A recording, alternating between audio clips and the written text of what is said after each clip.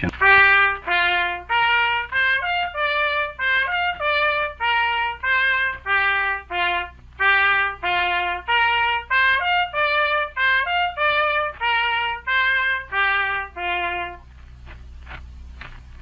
you very much. We are here to bring you the story behind the music you love and to introduce you to the men who make that music at Orchestra Hall.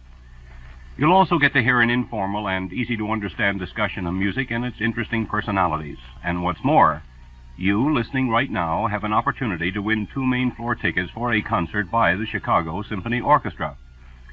And today, let's turn to the page in our Symphony Scrapbook devoted to one of the most penetrating instruments of the orchestra, the trumpet. And we have with us Mr. Adolph Herseth, principal of the trumpet section of the Chicago Symphony Orchestra. But I think that our listeners would be happy to have you identify that selection that you played at the beginning of this program. That, Mr. Kuiper, was the opening promenade from the Pictures at an Exhibition, written originally for piano by Modest Mussorgsky and orchestrated for orchestra by Ravel and also by several others. I was wondering if you chose it not only because it shows off the trumpet to advantage, but because of the fact that not so long ago we made our first recording with Mr. Kubelik of the Pictures, a record to be released in the fall. Well, I have that in mind. Toward which release we're all looking forward with a great deal of interest. And I wonder if you wouldn't play us some more from that selection. I'd be glad to.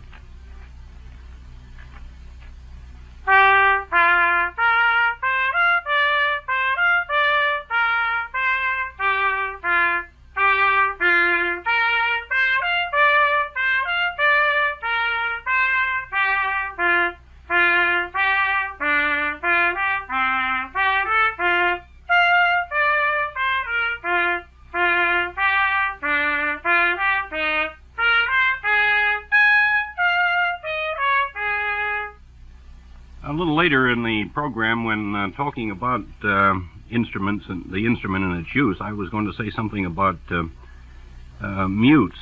But while we're on the subject of the Pictures, isn't there a passage in the Pictures which uses a mute to advantage? Yes, there's a section called Samuel Goldenberg and Schmoel, which depicts 2 Jews arguing in the marketplace.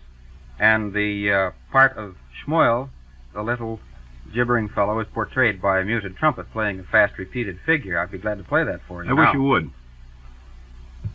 Now, I notice you're using a different instrument.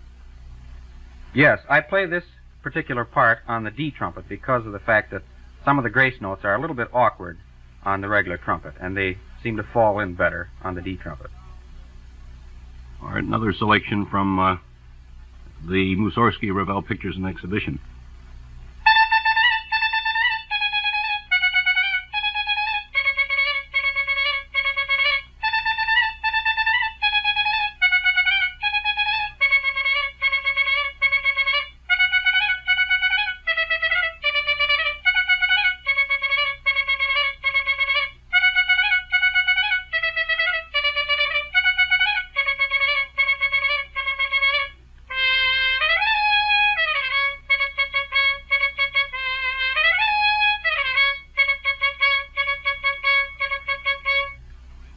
That goes on for a while.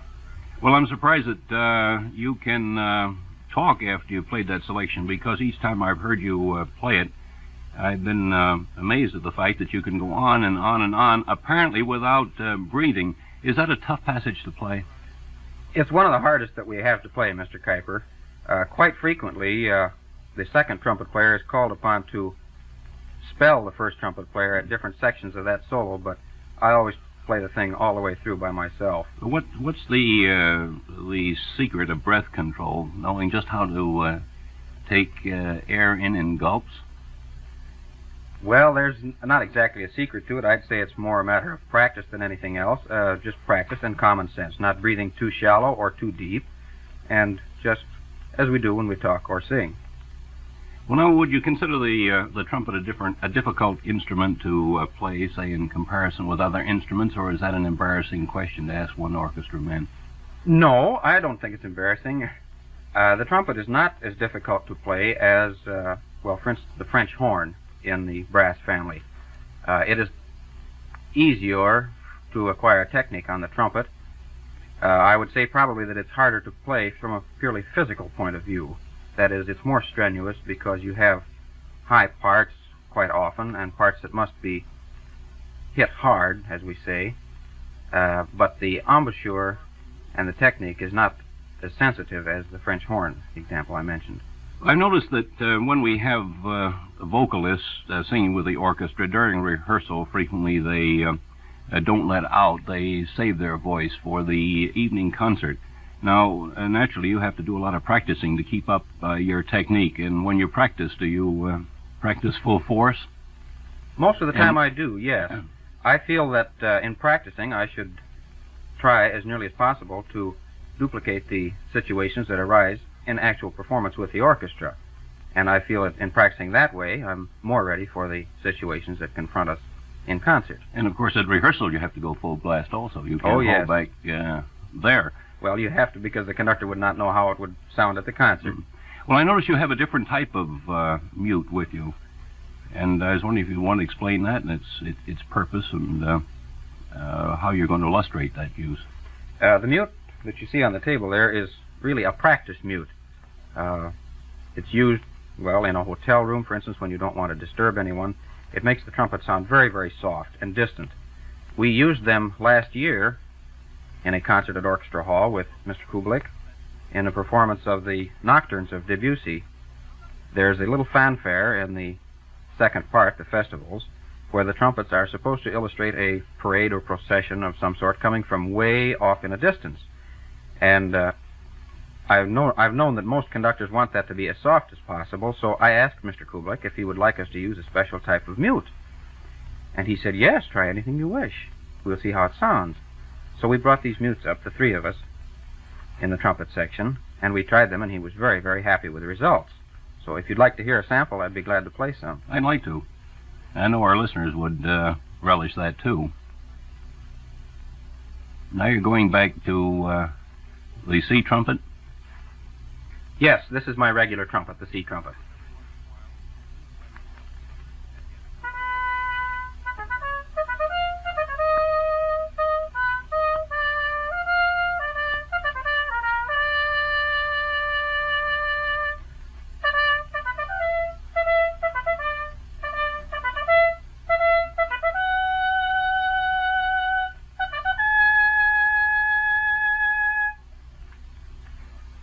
So, it's been said that the trumpet has a wide variety of sound, ranging from the energetic and the strident to the soft and sweet.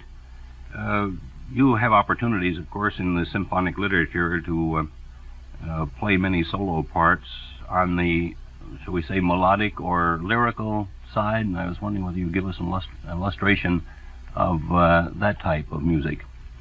Yes, there's a passage in Ein Heldenleben of Richard Strauss, I believe it's called the Beloved theme, that is played by the trumpet and then by also other instruments of the orchestra, but I think it'll illustrate what you have in mind.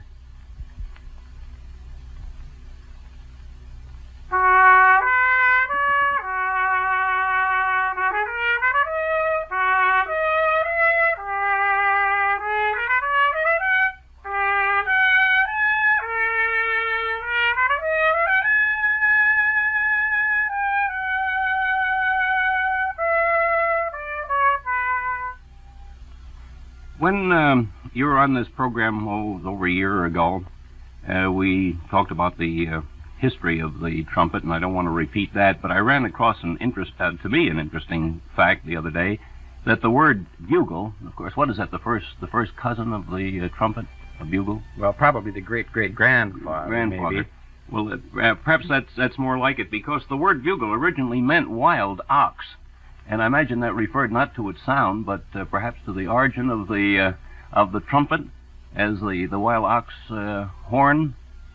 That sounds very logical, because we know that most of the brass instruments, in the brass family that is, descended from the horns of different animals. Of course, the trumpet is a very old instrument. In biblical literature, there's a reference to sounding the loud trumpet. And another interesting fact that I heard about the other day, this Queen Elizabeth, when she wanted to announce that dinner was ready, had the dinner call sounded on 12 trumpets and 2 kettle drums played for half an hour. I don't know whether that was to stimulate appetite or to deaden it. But the trumpet always seems to be introducing something, and you have many opportunities for fanfare passages, don't you? Yes, we do. In it, I was wondering if we could have an illustration of that. I could play you a fanfare from the Consecration of the House Overture by Beethoven. Could we hear that? This is played by 2 trumpets. Of course, I can only play one part.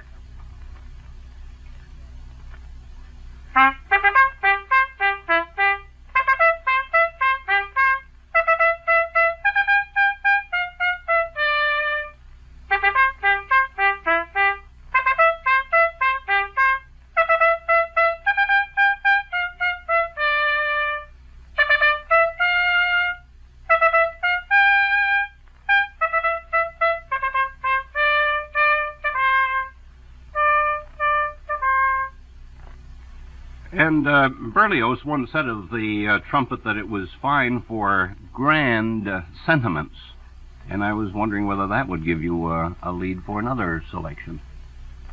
One comes to mind, and that is the backstage trumpet solo in The Pines of Rome of Ottorino Respighi. It's a very fine solo, one of my favorites, actually. And I can play that for you, too. I'm sure listeners will like to hear that.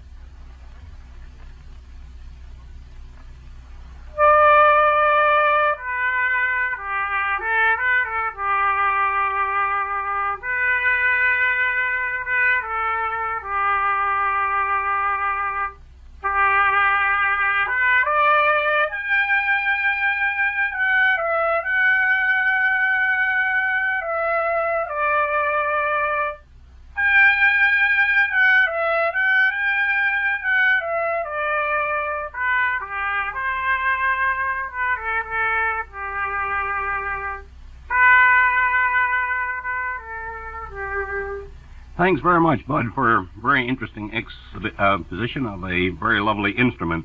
And now we're happy to send a pair of tickets to a concert by the Chicago Symphony Orchestra to Mr. Walter Huff of Oak Park for his interesting anecdote.